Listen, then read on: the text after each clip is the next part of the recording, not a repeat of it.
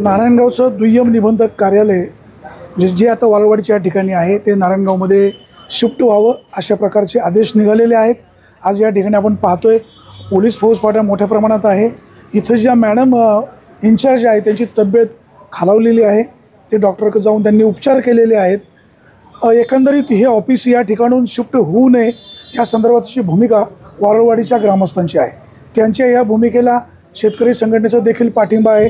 आपल्यासोबत एक पत्रकार आहेत वारुळेजी, तुम्ही या गावचे नागरिक आहात, तुम्हाला काय वाटतं कार्यालय इथं राहावं की नारायणगावमध्ये शिफ्ट व्हावं?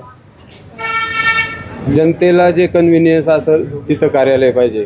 आपण जर पाहिलं हे जे जुनं कार्यालय आहे हे एस टी स्टँडपासून अवघ्या 2 मिनिटाच्या अंतरावर आहे। म्हणजे कुणी जरी पायी आले, अनेक लोकांचे जे व्यवहार असतात ते मुंबईवरून येतात, पुण्यावरून येतात, लोक एस टीने येतात, इथं उतरतात, पायी इथपर्यंत येऊ शकतात। एखादं कार्यालय लोकांच्या सुविधेसाठी असावं, उगीच काहीतरी त्याच्यामागे कंट्रोवर्सी करून आणि ते कुठंतरी न्यावं आणि मग आपण देतो।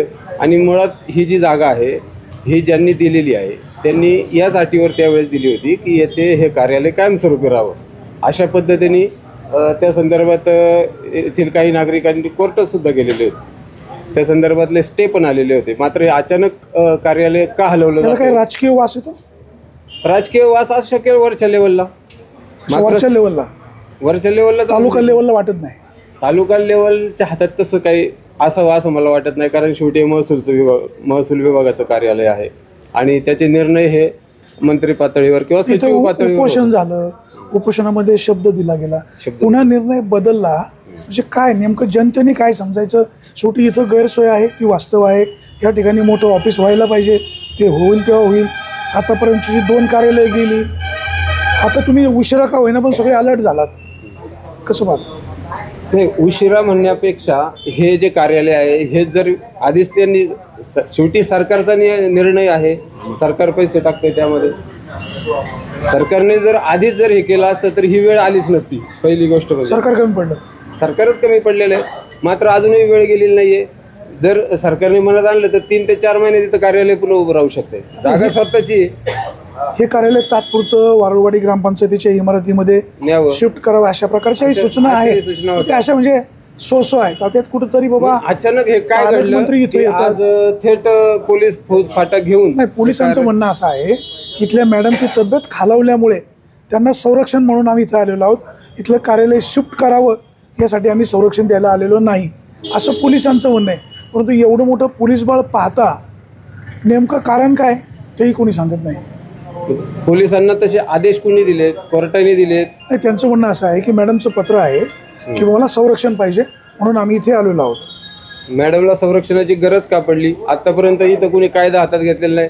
उपोषण सुद्धा संविधानिक मार्गाने झालेलं आहे, किंवा जे आंदोलन आहे कुणीही काय तिथं काय दगडफेक केली काय? उलट जेव्हा हे आंदोलन आपलं उपोषण चालू होतं लोकांनी कुणीतरी येऊन याची कौलं फोडलेली आहेत की इथं हे नाही आहे म्हणून। कॅमेरे असतील ना?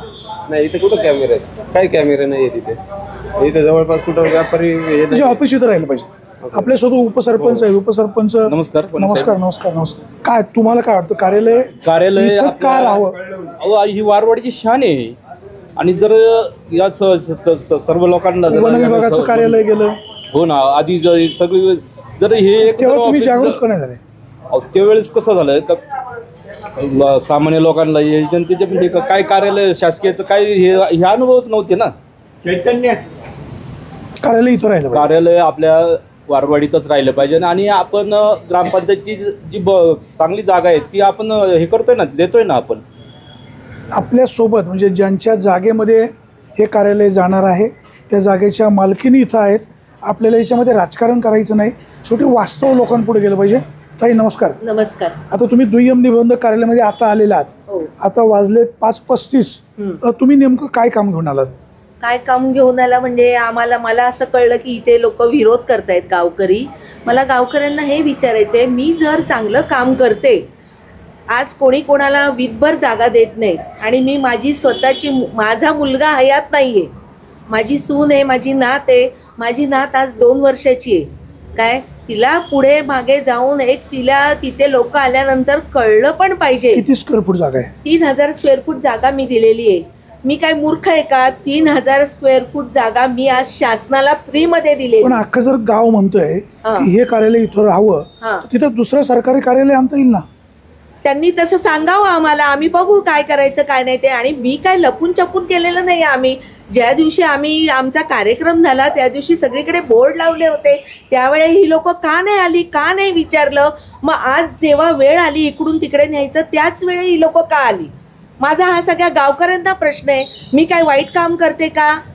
माझा काय ह्याच्यात. पण गाव म्हणून जर ते म्हणत असतील हां. की हे कार्यालय इथं राहावं, तर वारुवाडी त्यांची हे भूमिका. सुद्धा माझंच गाव आहे. ह्या नारायणगाव- वारुवाडीमध्ये नारायणगाव माझ्या पण मुलांनी सगळ्यांचंच गाव शिक्षण आहे. घेतलंय, माझ्या मिस्टरांनी शिक्षण घेतलंय, माझी मुलं इथे जात होती. माझा अख्ख्या वारुवाडी माझं माहेरघर समजते मी.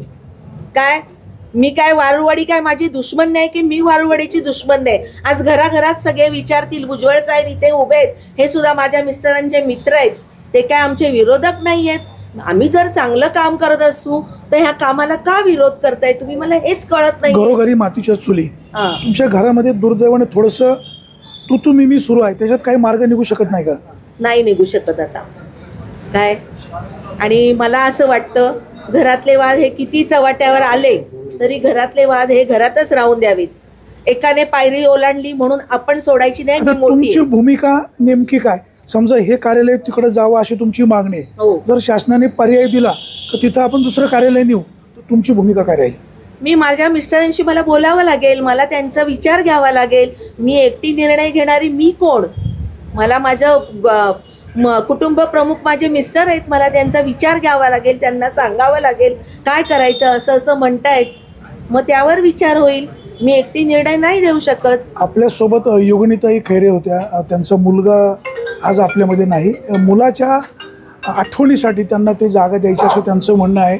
जर तिथं पर्यायी कार्यालय द्यायचं असेल तर मला कुटुंबाशी बोलावं लागेल असं त्यांचं म्हणणं आहे. आणि भुजबळ साहेब आपल्यासोबत आहेत. ताई म्हणाल्या बाबा त्यांचे आमचे संबंधसुद्धा चांगले आहेत. काय तुम्ही कसं पाहता? तर गेले काही महिने हा वाद सुरू आहे. काय झालं साहेब, आता योगिनीताई ज्या बोलल्या तर मग आमचे सौहार्दाचे संबंध आहेत त्यांच्या, म्हणजे चर्चेने प्रश्न का सुटत नाही? नाही, त्यांच्याशी चर्चा येण्याचं काही कारणच आले. प्रशासन पातळीवर प्रशासकीय पातळीवर ज्या झाले तर आपल्याला ज्या वेळेला यांचा करार झाला हा काही जाहीर रीतीने झालेला नाही. एखादी पब्लिक गोष्ट लोकांच्या पुढे यायला त्याला प्रसिद्धी असावी लागते. लोकांची त्याच्यावर मतं घेतली जातात आणि त्याच्यानुसार सोयी गैरसोयी ठरवल्या जातात.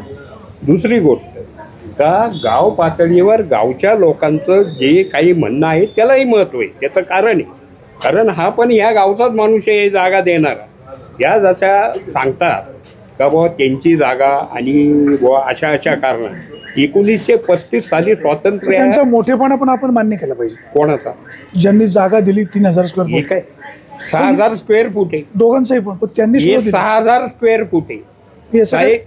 याचा काही वाद चालू आहे? याचा कुठलाही वाद चालू नाही. पुढे जे आता काही व्यवसाय चालू आहे तो जे काही आहे ते काही सरकारी पातळीवर ते दुरुस्त होणारी गोष्ट आहे. ती काही परमनंट गोष्ट असावी असं मला दिसत नाही. परंतु जो 1935 सालचा करार आहे, स्वातंत्र्याने प्रेरित होऊन याकूब मीराबाईने ही जागा दिली. त्यावेळेला लोकांची सोय नव्हती, आळ्याला होतं हे पूर्वी. त्या माणसांनी स्वतः हे बांधून दिलंय. त्याची ही व्हेकंट जागा म्हणजे मोकळा प्लॉट असं त्याच्यामध्ये स्पष्ट म्हणलंय. तुम्ही पाहत असाल तर माझ्या नाही, आपण सगळं पाहिलेलं आहे. आता पुढे कसं मार्ग काढतो? पुढं याच्यात एकच का काल कलेक्टरने ऑर्डर दिली का बुवा तुम्ही या ऑफिसला सुद्धा त्या पत्राची प्रत मिळालेली. आता फक्त आज का हे ग्रामपंचायतीत शिफ्ट व्हा. आता त्याच्या ज्या प्रक्रिया आहे एवढा पण ते वेळ जिल्हा परिषदेची मंजुरी अद्याप अजून नाही. मंजुरीसाठी आता त्यांचं पत्र मिळालं झेडपीची मंजूर या प्रक्रियेला काही वेळ लागतो. तेवढाच वेळ जाणार आहे ना. आणि वारुळवाडीकरांच्या बाबतीत गावचा जो विषय म्हणलं, वारुळवाडीचं योगदान आज त्या गावचा हिस्सा असताना सुद्धा फार मोठं आहे. कसं काय इलेक्ट्रिसिटीला जागा दिली, कृषी उत्पन्न समितीला दिली, शाळेला दिली. कुणी काही रुपया नावाला घेतलेला आहे, काय नावाला त्या प्रक्रिया पुऱ्या करायच्या म्हणून कुणीही रुपये घेतलेले नाहीये. वारळवाडीचे ग्रामस्थ म्हणून पुढची भूमिका काय राहील पुढची आणि भूमिका- चर्चेने काही प्रश्न सुटेल का? चर्चेचा विषय जो आहे मुळातच हे न्यायप्रविष्ट झालं. एक तुम्ही न्यायालयाची सांगितलं, स्थगिती नाही. मी काय बोलतो, हे न्यायप्रविष्ट आहे. काय नाही प्रश्न आहे? हा जो विषय हा विवाद आहे, कारण ही जनहित याचिका खेड कोर्टामध्ये दाखल झाली त्याला माझ्या. स्टे आहे का? त्याला स्टे असणं, एखादी गोष्ट दावा चालू असताना तुम्ही नाही, त्याच्या- सर मी एक मिनिट थांबतो, माफ करा मला. एखाद्या विषयाचा दावा सुरू असणं हा. आणि ह्या प्रक्रियेला स्टे असणं या दोन विषय दोन वेगळे आहेत. गोष्टी ह्या खाजगी गोष्टी, ते सरकार आहे. सरकारचं म्हणणं जर इतकं आहे तर त्या पद्धतीने त्यांनी त्या कोर्टापुढं जाऊन त्यांनी त्या अनुमतीने व्हायला पाहिजे. सरकारने कोणतीही प्रक्रिया याच्यातली कोर्टाची अवलंबलेली नाही. आज ते अशा ताटर आणि बळाच्या सरकार खेळवतंय का मग? सरकार पूर्ण आता तर दिसताना तर असाच रंग दिसतोय का तुम्हाला सांगताना एक सांगितलं जातं. बरं, हा विषय प्रशासकीय पातळी म्हणजे मंत्री पातळीवर सुद्धा चर्चा झाली, त्याच्यावर डिस्कशन होऊन ही पत्र आली. मग आता याच्यात मध्ये व अशी कोणती निकड आहे का हे ऑफिस जे आहे हे हलवलं गेलं पाहिजे आणि त्याच्यामुळं बाकीची जी रचना आहे त्या रचनांमध्ये काय फरक पडणार आहे? नुसता भावनात्मक बाजू मांडून उपयोग नाही. त्याचं कारण असं आहे का ही जागा देणाऱ्यांनी 1935 साली 6 गुंठे जागा दिली, मग तिची काहीच किंमत नाही का? लोकांच्या शिवाय बांधून दिली. त्याच्या पुढच्या ज्या काही सोयींचा गैरसोयींचा भाऊ केला जातो तर त्या सोयीसुद्धा कधी मागण्यात आल्या नाही, तरी ग्रामपंचायतीने पुढे होऊन सोयी देऊ केल्या. आता अडचण कोणती? हा फक्त पर्सनल इश्यू नाही आहे, म्हणजे हा फक्त सरकारी पातळीवरचाच मुद्दा आहे आणि सरकारी पातळीवरच सुटला जाईल. याच्याही पुढं आज जरी तुम्ही विचारलं स्टे नसला, याचा अर्थ ती नाही, मी प्रक्रिया असा जी प्रश्न आहे केला म्हणजे नाही, मी प्रश्न त्यांची तर मी बाजू सांगतो घेतो ना. असं नाही. शेवटी वस्तुस्थिती समोर घेतली. वस्तुस्थिती समोर येत असताना सरकारला स्टे असणं, सरकार उलट सरकारच्या भूमिकेमध्ये अशी कधीच भूमिका नाहीये का जर तुमच्या एखाद्या गोष्टीवर आक्षेप आहे तर तो निवारण करण्याच्या सनदशीर मार्ग त्याच्या पलीकडे कोर्टाचा कोणता आहे? म्हणजे असाही पण भाग आहे. तर कोर्ट सर्वोच्च आहे. त्याच्या पुढं कोण आहे?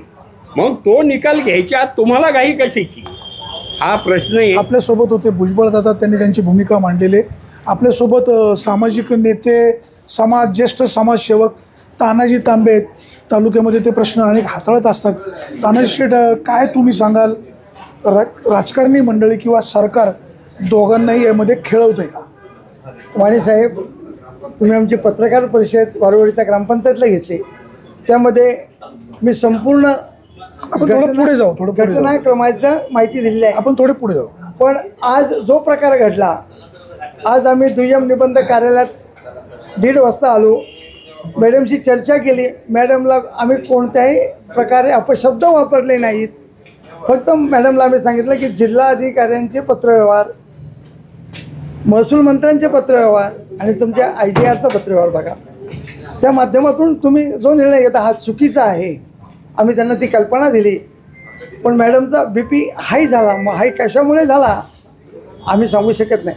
पण वाणीसाहेब, आम्हाला वाईट एवढं वाटतं आहे की त्यांनी पोलीस यंत्रणाला पाचारण केलं आणि पोलीस यंत्रणा त्यांचा फौजफाटा घेऊन कोणतेही घटना न घडलेली असताना इथे त्यांनी एक ड्रामा तयार केला की वारुळवाडी दुय्यम निबंधक कार्यालयात चाललेला कारभारा संदर्भात.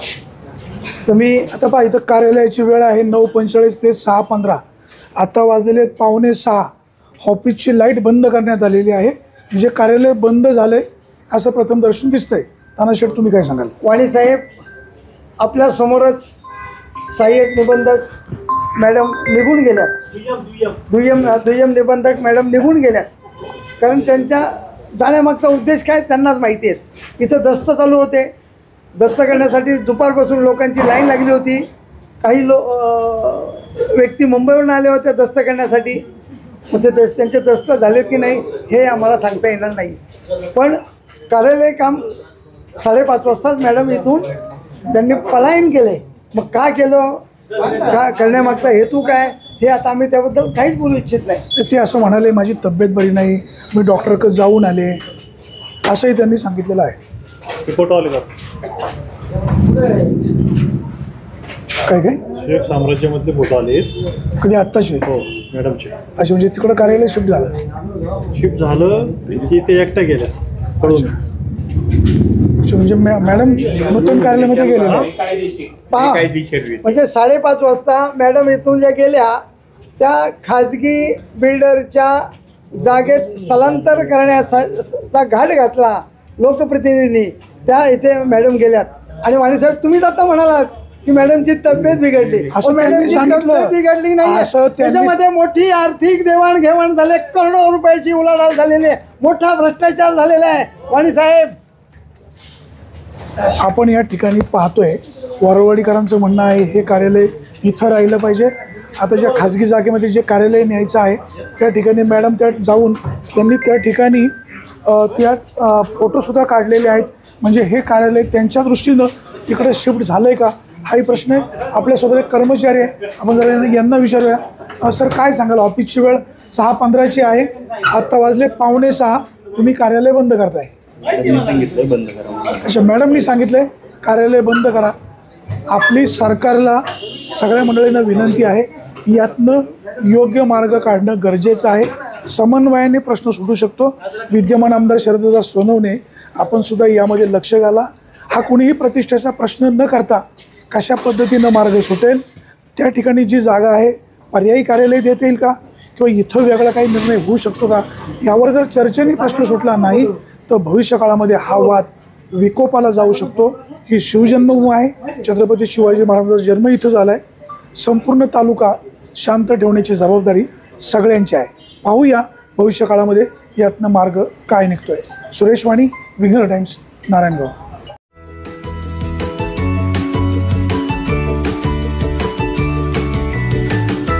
बातम्या शेतीच्या,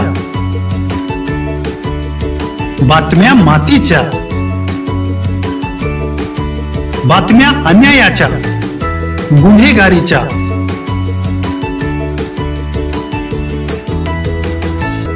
राजकारणाच्या आणि समाजकारणाच्या,